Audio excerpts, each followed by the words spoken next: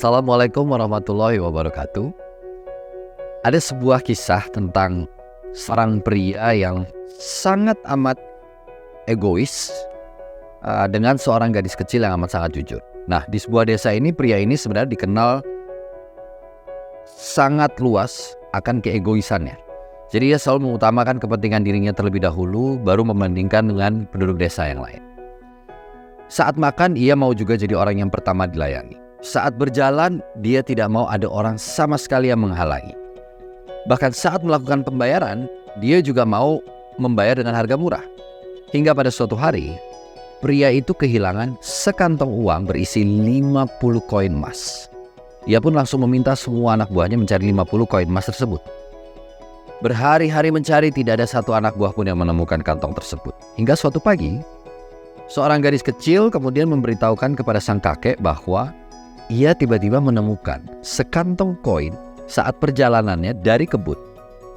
Sang kakek yang mendengar berita bahwa ada pria yang kehilangan sekantong koin meminta agar gadis kecil itu menemui pria tersebut dan mengembalikannya. Gadis itu pun menemui sang pria dan mengembalikan kantong itu. Tapi bukannya ucapan terima kasih, sang pria malah berpikir picik. Kamu pasti pencuri ya? Ini emasku ada 75 koin, kenapa sekarang cuma ada 50? Karena keegoisannya, pria itu menuduh si gadis mencuri dan berharap si gadis ini mau memberikan kembali 25 koin lagi untuknya. Gadis itu terkejut. Ia tidak mengambil apapun dari kantong itu, dan bagaimana pula ia bisa mengambil dan bahkan mengganti 25 koin emas yang dituduhkan kepadanya.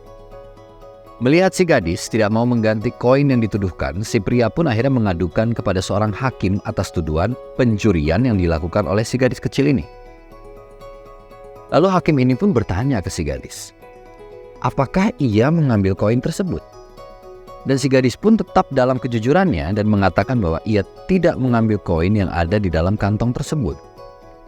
Lalu hakim ini bertanya pula ke pria, apakah betul kantong ini bukan punya engkau, wahai pria koin emas? Si pria pun tetap dengan egois menjawab, tentu bukan yang mulia. Karena koin itu ada 75, bukan 50. Mendengar jawaban keduanya, sang hakim pun memberi keputusan. Karena kantong koin ini tidak berpemilik, maka kantong ini akan diserahkan kepada yang menemukan. Karena kejujuran sang gadis kecil, ia pun dihadiahi kantong berisi 50 koin emas. Sedangkan karena keegoisan si pria yang ingin menguntungkan dirinya sendiri, ia justru harus kehilangan sekantong emas yang sebenarnya adalah miliknya.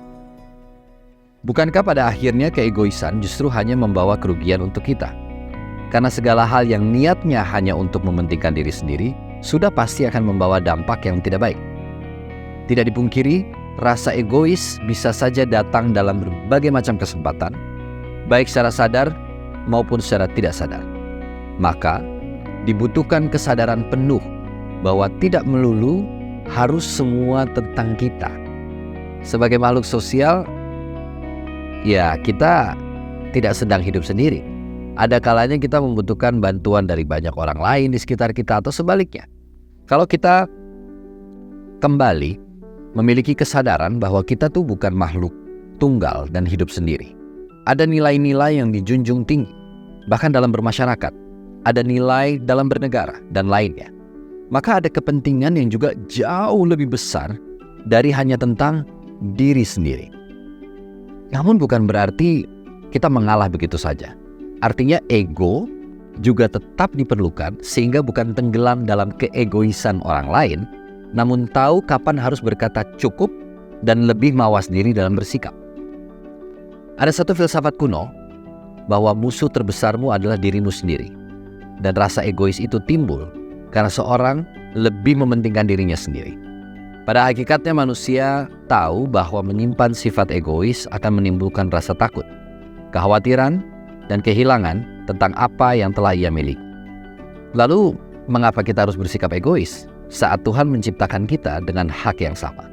Wassalamualaikum warahmatullahi wabarakatuh.